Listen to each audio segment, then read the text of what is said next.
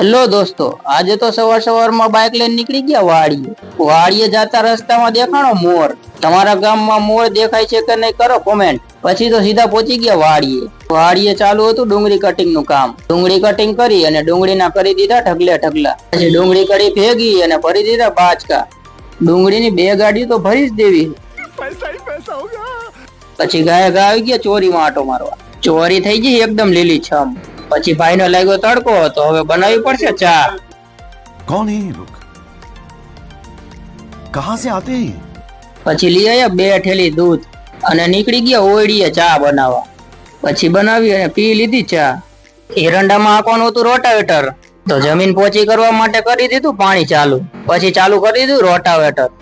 પાણી વાયરું હતું તો હાલે એકદમ સ્મૂથ રોટાવેટર. ઘડીકમાં કરી નાખ્યો એરંડાનો ભૂકો અને હાકી નાખ્યું રોટાવેટર અને પછી નીકળી ગયા ઘરે.